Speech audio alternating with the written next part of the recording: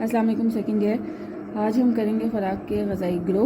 तो ग़ज़ाई अज्जा मुतवाज़िन ख़ुराक की अहमियत इस तरफ हमें रग़बत दिलाती है कि हमने अपने ख़ुराक का चुनाव कैसे करना है कि हमें मुतवाज़िन ग़ज़ा हम जो पूरे रोज़ जो है दिन भर की जब हम ख़ुराक खा लेते हैं तो हमें by the end of the day पता हो कि हम लोगों ने आज ग़ज़ाई अज्जा भी सब लिए हैं और मुतवाज़िन ख़ुराक भी खाई है।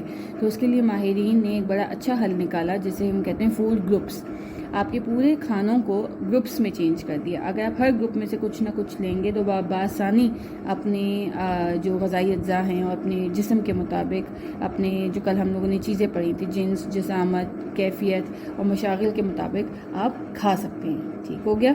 सो जो ख़ुराक के 3 बुनियादी कामों पर मुश्तमिल हैं बेसिकली। नंबर 1, अगर हर ग्रोह में से कोई एक ग़ज़ा खाने में शामिल कर ली जाए तो ख़ुराक के तमाम ज़रूरी ग़ज़ाई अज्जा शामिल हो जाते हैं जिससे ख़ुराक मुतवाज़िन हो जाती है।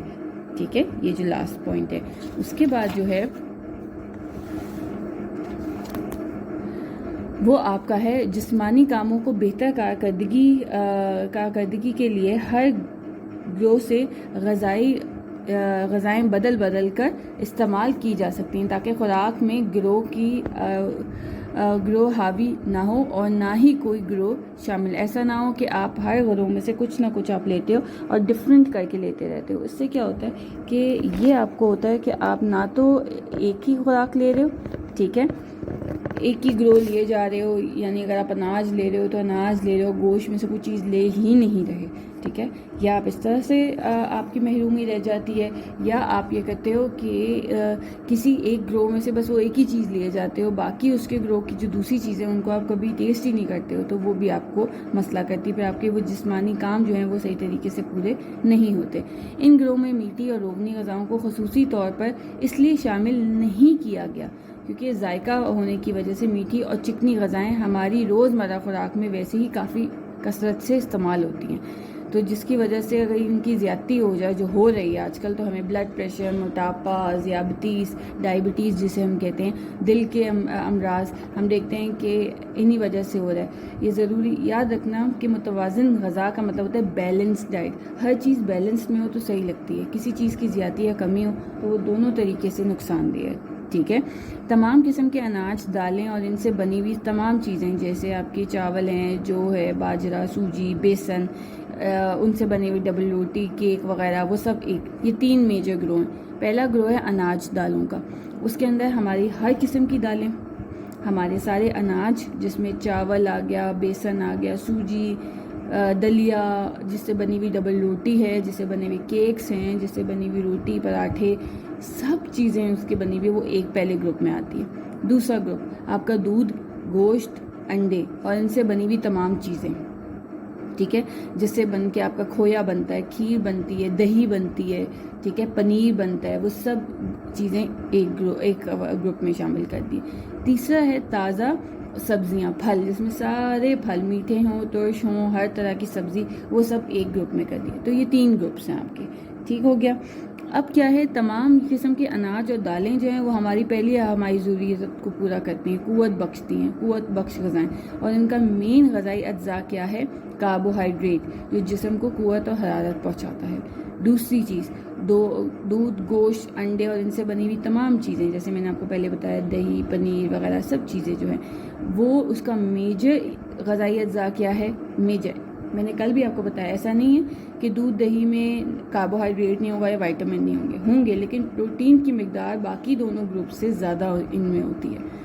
तो खुलियात की तामीर और मरम्मत, आप देखो जब किसी को बुखार चढ़ता है तो हम उसको यखनी दे रहे होते हैं, गोश्त की बनी हुई चीज़ें दे रहे होते हैं, क्यों, ताकि उसको प्रोटीन मिले और उसकी खुलियात जो तोड़ फोड़ जा रही है बुखार की वजह से वो ठीक हो जाए।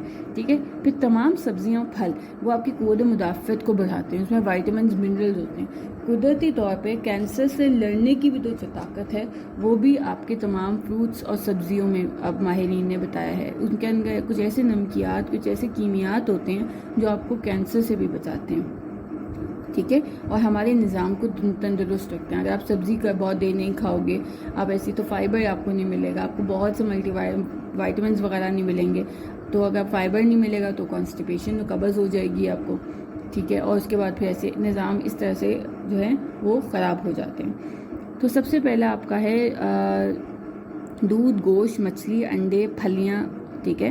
اور یہ سب چیزیں جو ہیں اس گروہ میں بیسیکلی جو ہے انہوں نے کہا ہے کہ تمام ایسی چیزیں جو ہیں اس میں پروٹین جو ہے وہ میجرلی سب سے زیادہ ہے باقی دونوں گروہ میں سے.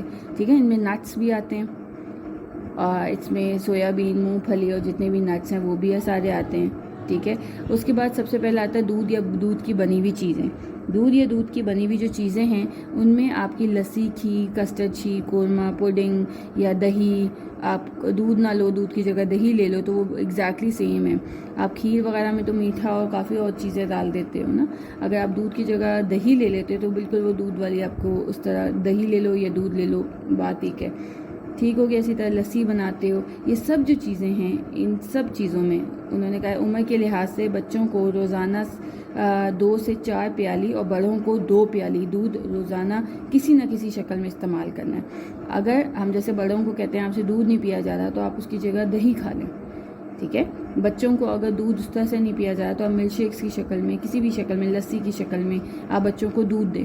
کیونکہ ان کی دودھ کے ساتھ ساتھ پروٹین کے ساتھ ساتھ ان کو ایک میجر چیز دودھ سے ملتی ہے، وہ ہے کیلشیم، جو ان کی ہڈیوں کو مضبوط کرتی ہے. ٹھیک ہو گیا. تو ہڈیوں کی نشو نما کے لیے کیلشیم اور فاسفورس دودھ اور دودھ سے بنی ہوئی چیزوں میں پروٹین کے ساتھ ساتھ جو میجر اور بڑی چیزیں وہ ہے دودھ، کیلشیم اور فاسفورس، جو اتنی مقدار میں ہوتی ہے کہ ہماری ہڈیوں کو وہ بہت مضبوط کرتی ہیں. اور وائٹامنز اور منرلز یہ بھی اس کے اندر بھی کمپلیکس بہت اچھے ہوتے ہیں. اس لیے ہم بچوں کو اور بڑوں کو کہتے ہیں کہ اس کا استعمال ضروری ہے. ٹھیک ہو گیا. لیکن میجرلی کون سی 3 چیزیں؟ پروٹین، کیلشیم اور فاسفورس. اس کے بعد آ جاتا ہے آپ کا گوشت.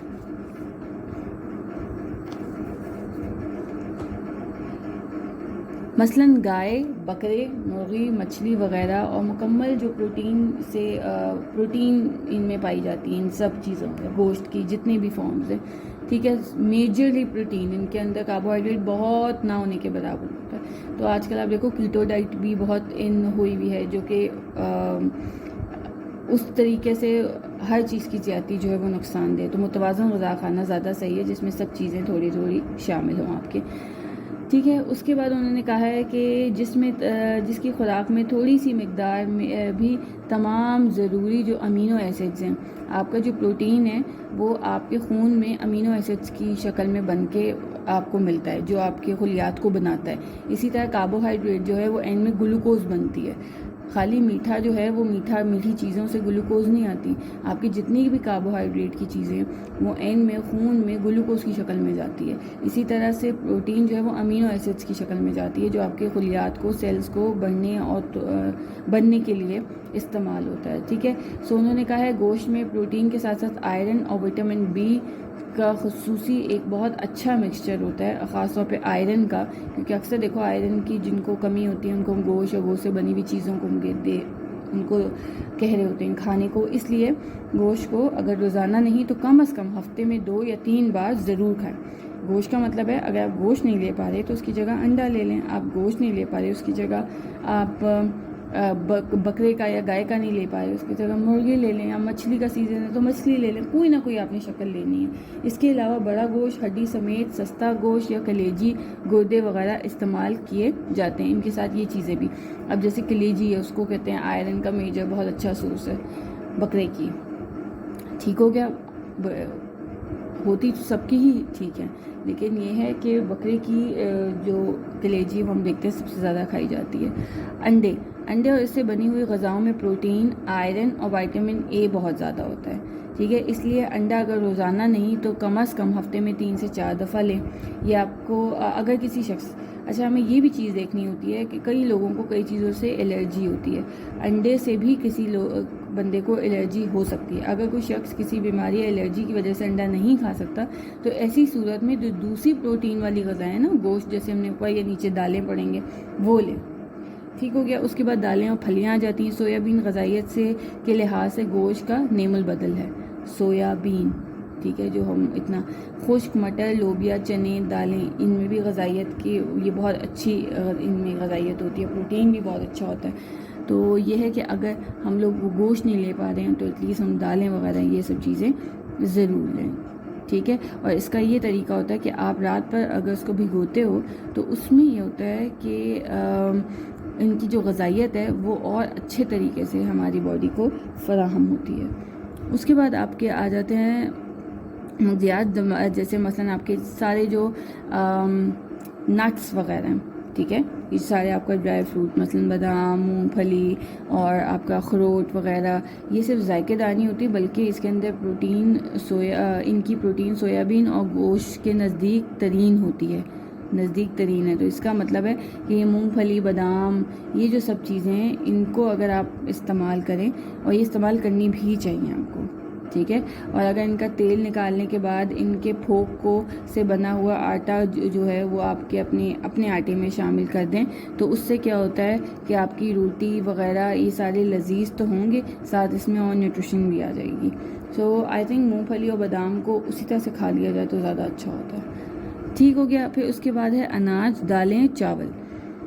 اب اناج میں یہ وہ تمام ایسی غذاؤں پر مشتمل ہوتا ہے جس میں کاربوہائیڈریٹ بھی ہیں اور کیلریز جو ہیں وہ زیادہ پائی جاتی ہیں، بہت، مطلب اس لحاظ سے دوسری چیزوں کے لحاظ سے ان میں کیلریز زیادہ ہوتی ہیں، ٹھیک ہے. ان میں تمام اقسام کے اناج جیسے گیہوں، آپ کی دالیں، چاول، باجرہ، جو آپ کا آٹا، سوجی سے بنی ہوئی چیزیں اور ان کے علاوہ میٹھی اور چکنی چیزیں بھی شامل ہوتی ہیں. یہ خوراک سے قوت حرارت اور دوسری غذائیات مثلا وائٹامن، نمکیات، پروٹین حاصل کرنے کا سستا ترین ذریعہ ہے. ٹھیک ہو گیا. جیسے آپ کم قیمت میں اگر آپ کے پاس کچھ نہیں ہے تو اب اگلے بندہ اگر روٹی بھی لے رہا ہے تو اس سے بھی، اگر وہ کوئی اور چیز افورڈ نہیں کر سکتا تو اگر وہ روٹی بھی کھا رہا ہے تو وہ کم از کم اس کے اندر یہ سب چیزیں اس کو مہیا ہوں گی. ٹھیک ہو گیا.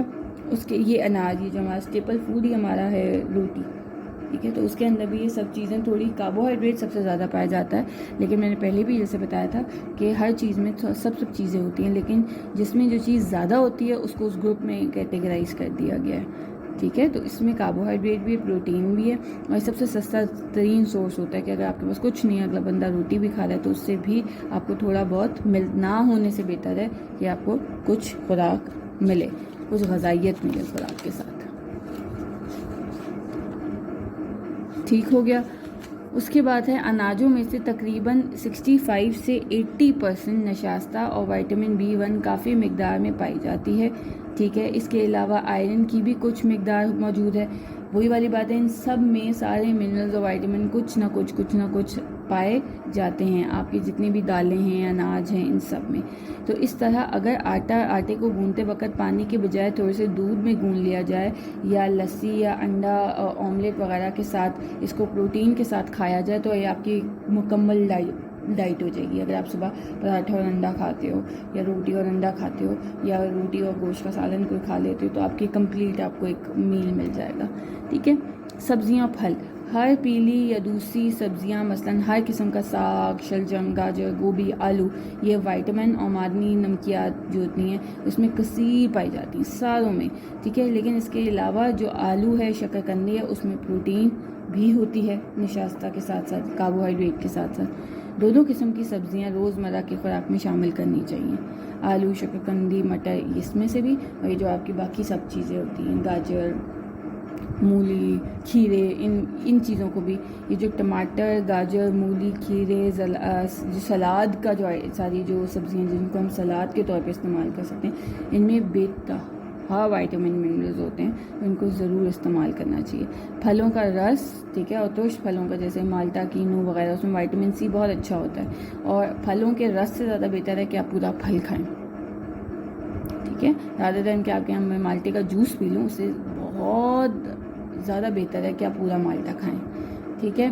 تو اس کے علاوہ انہوں نے کہا سیب، کہ آلو بخارا، خوبانی، ان سب چیزوں میں، مطلب یہ پورا ایک جو گروپ ہے نا، اس کے اندر میجرلی وائٹامنز اور منرلز آپ کو ملتے ہیں.